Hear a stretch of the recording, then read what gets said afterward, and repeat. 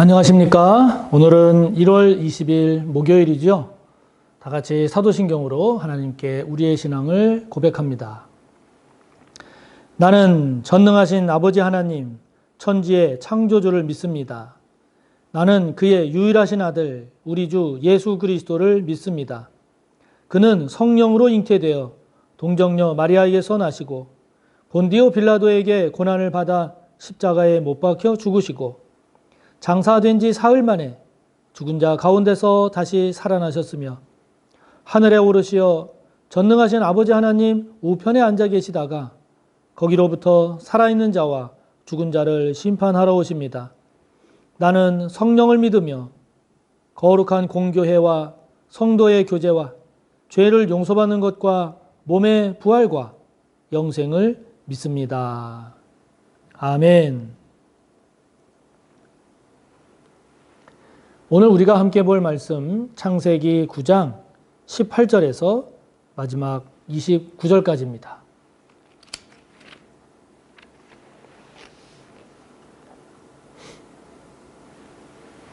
창세기 9장 18절에서 마지막 29절까지의 말씀 함께 봅니다. 방주에서 나온 노아의 아들들은 셈과 함과 야벳이며 함은 가나안의 아버지라. 노아의 이 세 아들로부터 사람들이 온 땅에 퍼지니라. 노아가 농사를 시작하여 포도나무를 심었더니 포도주를 마시고 취하여 그 장막 안에서 벌거벗은지라. 가나안의 아버지 함이 그의 아버지의 하체를 보고 밖으로 나가서 그의 두 형제에게 알림해 셈과 야벳이 옷을 가져다가 자기들의 어깨에 메고 뒷걸음쳐 들어가서 그들의 아버지의 하체를 덮었으며 그들이 얼굴을 돌이키고 그들의 아버지의 하체를 보지 아니하였더라.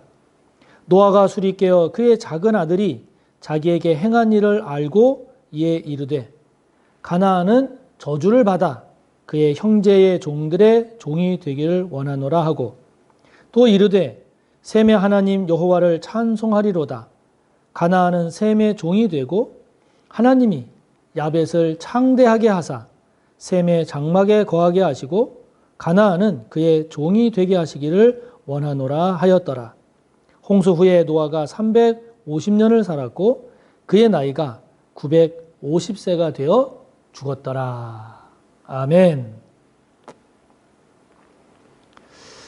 네, 오늘 본문은 이제 노아의 이야기 중에 이제 마지막 한 일화를 소개를 하면서 이제 노아의 죽음으로 노아에 관한 이야기가 끝나게 됩니다. 그리고 이제 다음 장 10장은 이제 그 족보, 노아 때까지 쭉 족보가 이제 소개가 되는데요.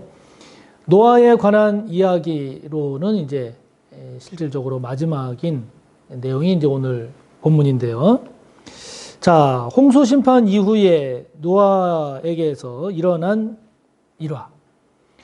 이것은 노아의 한 일화라고도 볼 수 있지만 우리가 이것을 좀 더 의미적으로 확대를 하면 우리 모든 인간사에서 우리의 삶 가운데에서 우리가 우리 자신을 돌아보고 우리 자신을 다시 한번 성찰하는 그런 우리들의 모습이 될 수 있습니다.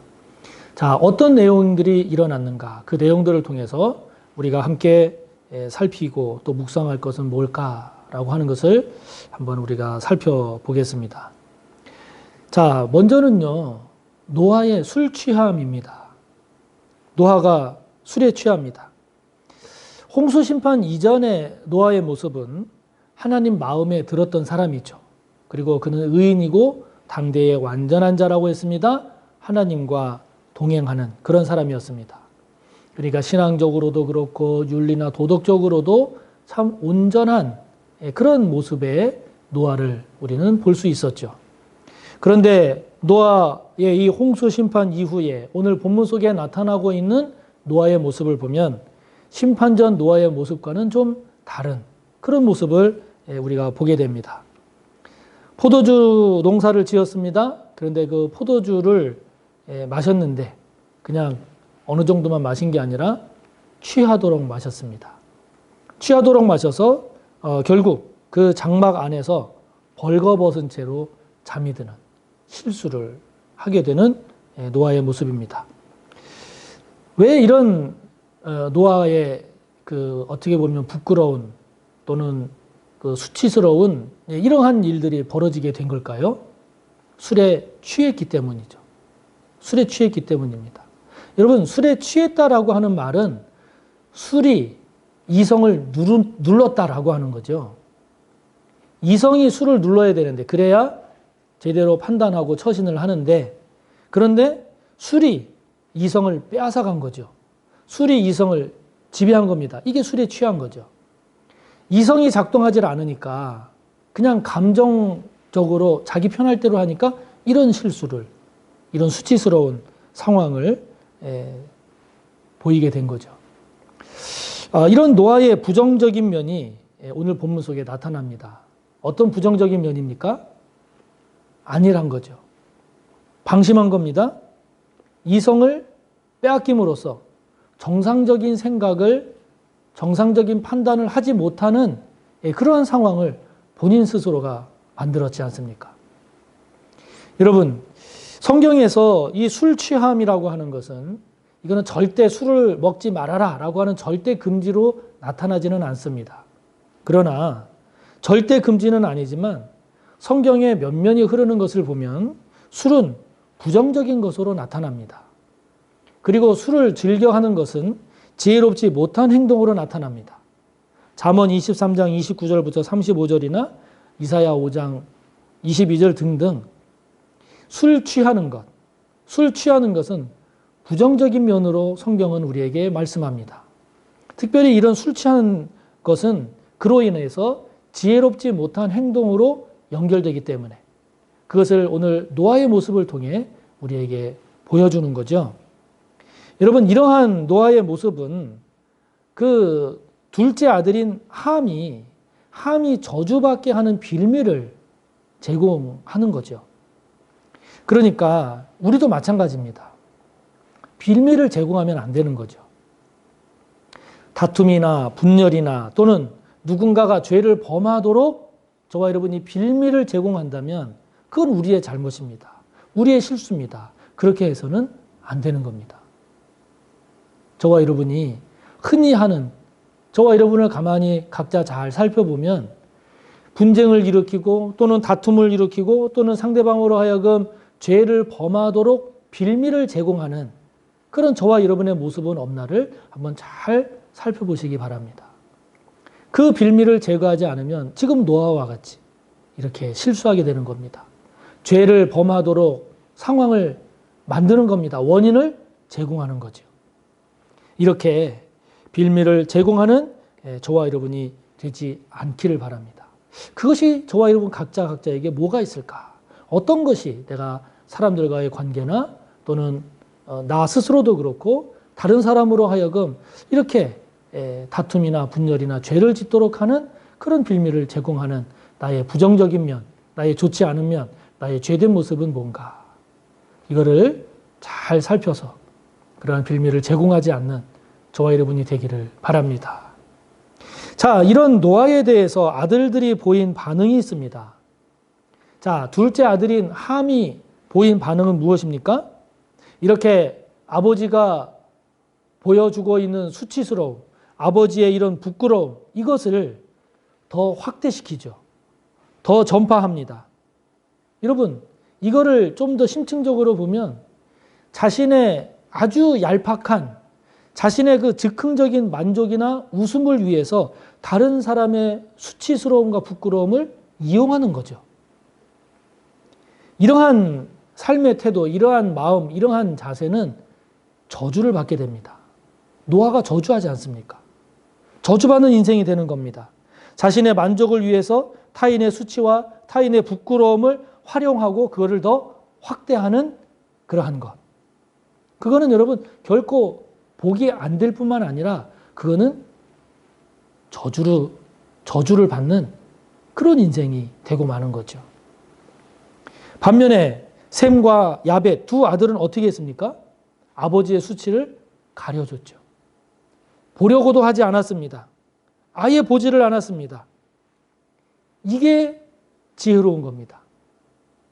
죄에 빠지지 않는, 죄를 극복하는 지혜로운 방법 중에 하나가 그것이 보지 말아야 할 것이면 아예 안 보는 겁니다. 보면서 죄를 이기겠다. 하면서 죄를 극복하겠다. 여러분, 그거는 착각입니다. 봄으로 죄를 범하게 되면 안 봐야 죄를 극복하는 거죠. 지금 셈과 야벳이 그거를 보여주는 겁니다. 이러한 셈과 야벳의 행위는 축복을 받습니다. 노아가 축복하지 않습니까? 왜 축복합니까? 타인을 희생함으로 만족을 누리고 기쁨을 얻는 그러한 방식이 아니라 타인을 살림으로써 타인도 살고 본인도 유익을 얻는 그런 삶의 방식, 그런 삶의 자세, 그런 마음의 태도, 그것이 축복받는 자세라는 거죠. 축복받는 삶이라는 거죠. 자, 둘째 아들 저주받은 함의 태도, 그것과 노아로부터 축복을 받은 셈과 야벳의 태도. 여러분, 이 두 태도를 한번 잘 묵상해 보시기 바랍니다. 그래서 다른 사람을 희생시켜서 다른 사람에게 고통과 아픔을 줌으로써 내가 기쁨을 누리겠다. 내가 무엇인가 유익을 얻겠다. 여러분, 이거는 저주받는 인생이 됩니다. 그러나 타인을 살림으로써 타인도 살고 나도 사는 이러한 삶은 복받는 인생이 됩니다. 저와 여러분, 어떤 인생을 살기를 원하십니까? 당연히 복받는 인생을 살아야죠. 저와 여러분이 왜 저주받을 인생을 삽니까? 그렇다면 무엇이 저주받는 인생인지를 다시 한번 저와 여러분이 깊이 되돌아봐야 합니다. 타인의 부끄러움이나 타인의 흠이나 타인의 잘못을 이용해서 그거를 확대시켜서 내가 만족을 누리고 내 뜻을 이루려고 하면, 나의 만족을 채우려고 하면 그거는 저주받은 인생이 됩니다. 그런 저와 여러분의 모습이 없기를 바랍니다. 만약에 있습니까? 그게 우리가 회개해야 할 기도의 제목이요. 반드시 저와 여러분이 뿌리 뽑아야 할 그런 죄의 뿌리임을 기억하시고, 저와 여러분 셈과 야벳의 자세처럼, 셈과 야벳이 보여줬던 태도처럼, 셈과 야벳이 보여주었던 것처럼 타인의 수치를 가려주고 타인의 부끄러움을 막아주고, 그래서 그로 인해서 그 타인이 삶으로써 본인도 복을 받는 그런 저와 여러분의 아름답고 복된 신앙요 삶이 되시기를 바랍니다. 하늘에 계신 우리 아버지, 아버지의 이름을 거룩하게 하시며 아버지의 나라가 오게 하시며 아버지의 뜻이 하늘에서와 같이 땅에서도 이루어지게 하소서. 오늘 우리에게 일용할 양식을 주시고 우리가 우리에게 잘못한 사람을 용서하여 준 것 같이 우리 죄를 용서하여 주시고 우리를 시험에 빠지지 않게 하시고 악에서 구하소서. 나라와 권능과 영광이 영원히 아버지의 것입니다. 아멘.